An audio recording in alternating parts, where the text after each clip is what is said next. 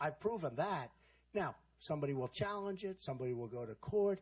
But that's the way it reads. You may need a raise of the hands of Congress, but they were all saying you need a major constitutional amendment, which would take forever to get, and all those things are like impossible to get because of the process. I said, wait a minute, you don't need a constitutional amendment. You can't come in, have a baby, and then the baby, we're supposed to take care of that baby for the rest, and the baby is like, you can't do anything. It's nonsense. Well, now the great legal scholars, the real legal scholars are saying, Trump is right, okay? Trump is right. And, you know, and I'm very good. When it comes to the law, I've been through plenty of law. And, you know, speaking of law, Ted, do we all like Ted Cruz? I like him. I think he's a nice guy. No, you don't like him? All right. Look, he's fine. He's two-faced. A lot of people don't like him. A lot of people don't like him, frankly. But look, Ted Cruz has a problem. He's got a problem. He was born in Canada. He's a Canadian citizen until just recently. Canadian citizen. And he's running for president.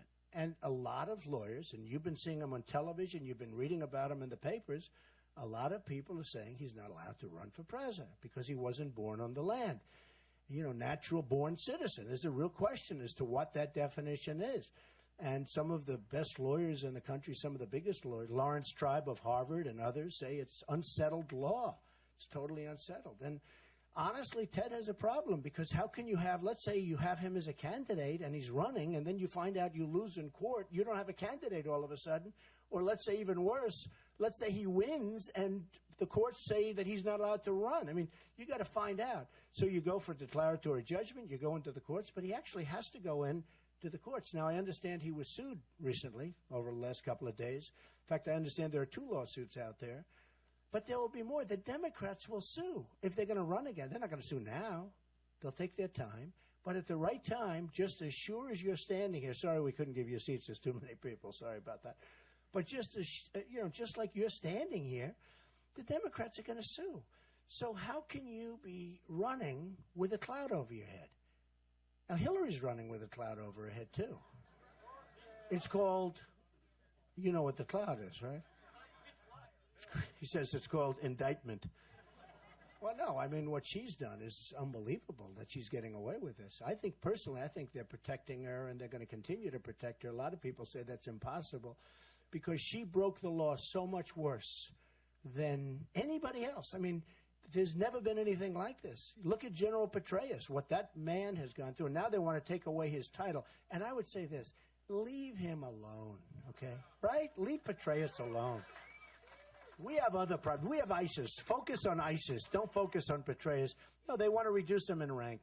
I think he suffered enough. But look at the way he suffered. And by the way, I mean that. Leave him alone. Don't reduce his rank. Just leave him alone. What that guy's gone through. He made a mistake. Leave him alone.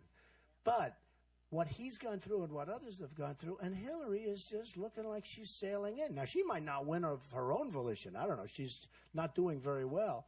But on the assumption she won, I don't know how you can run for president. But she has a different kind of a problem. But he's got a problem of uncertainty. You just don't know. I mean, you just don't know. So let's see what happens with Cruz. But it's very hard to let somebody go through a whole long process, and at the end of the process, should he win, they're going to be suing him, just like he's already being sued. And the fact is, he was born in Canada, and he was a Canadian citizen. I mean, that's big stuff. And you're talking about 15 months ago. He was actually a Canadian citizen. If you think about this, he was a Canadian citizen while he was a United States senator.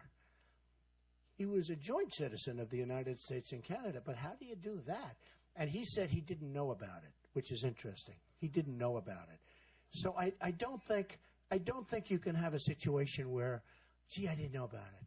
Then in his papers, you know, his financial applications, it's a very, very strict, he didn't put in a couple of minor things. He said he was going to sell assets to run for the Senate and all of this. Well, that's not what he did. He borrowed money from Goldman Sachs, and he borrowed money from Citibank. So it came out a week ago, a little while ago, that he borrowed money from Goldman Sachs, but nobody knew about Citibank. Then it came out that he borrowed money. He never put it in his personal financial disclosure form. That's a big no-no. If I did that, can you imagine the headlines of me?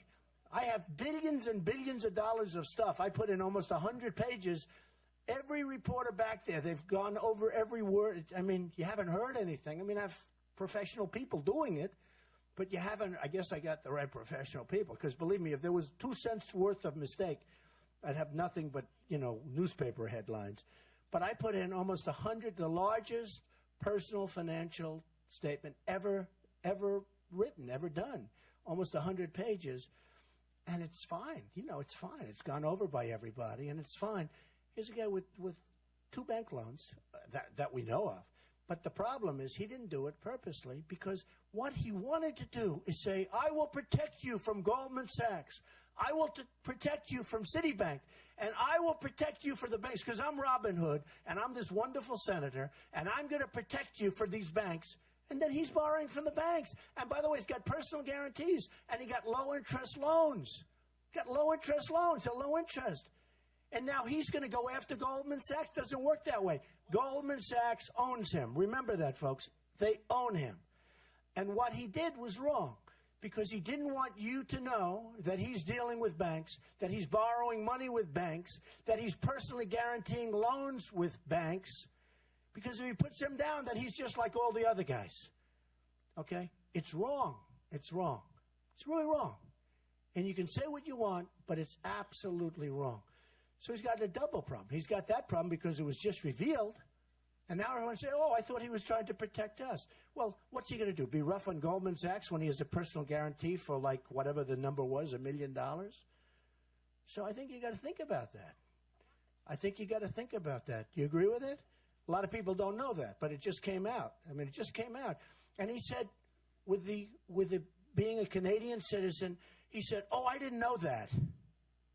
How did he not know that? Then he said, with the loans, I didn't know that. Smart guy. He doesn't know that? Yeah, that's worse than Hillary when you think about it. So anyway, I think we got to get a little bit, fair in here, because he says things about me that are so wrong. I mean, he says things, takes ads and says things about me that are so wrong. I mean, we have to disclose the real facts. And these are facts. These aren't like, this is like he didn't put down on his personal financial disclosure form. Very strong, that signature on the bottom. You sign that, you got problems if you make mistakes. He didn't put down 2 big banks loaning him money because he didn't want you to see that, okay? That's a problem, okay? That's a problem. And I think when you go to caucus, you should think about that problem, okay? You should think about it. And the other thing, of course, is you have a great governor in this state. Terry Branstad came out yesterday, and he said, you can't have Cruz. You can't have Cruz. And I understand what he's saying. I understand exactly what he's saying. And I think it has to do with more than ethanol. I think it has to do with maybe other things, too. It was a strong statement. You have a great governor. Here's the longest-serving governor in the history of the United States, as of a couple of months ago. And when I was with him, I really like him. I think he's smart, and he's amazing, and he loves the people of Iowa. I really like him. And he says he's not endorsing anybody, and I think that's great. But for him to come out with that statement, that was a big statement to come out with yesterday. Yesterday was a double. You had that statement, and you had Sarah Palin. That was a good day for Trump. But the governor's doing the right thing. He's a governor that's going to do the right thing. A lot of people do everything for politics. He doesn't do it for politics. He's beyond it.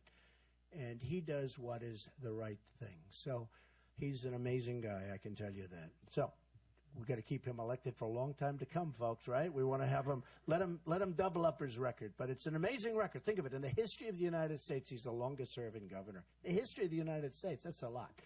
So we are going to do tremendous things. We're going to work hard on trade. I'm going to get the smartest, the best, the greatest people in the world. We're going to work really, really hard on trade.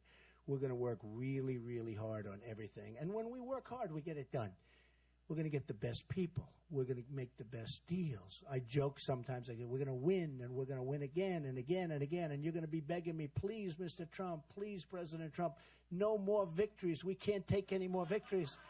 We can't take any more victories. Please, let's lose a couple of times. Please, I'll say, no, we're never going to lose. We're going to make America great again. And everyone goes crazy. We have fun with it. We have fun with it, but we're going to win so much. We're going to win so much.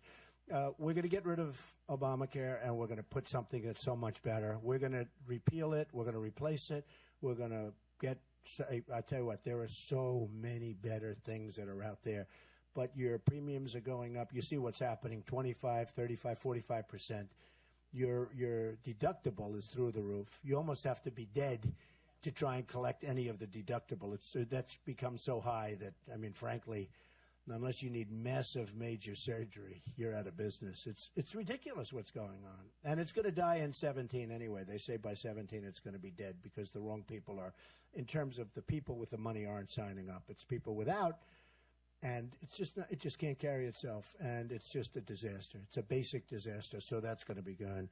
We are going to do so great with our military. We're going to make our military so big and so strong and so powerful. And by the way, that's so much less expensive than what we're doing now.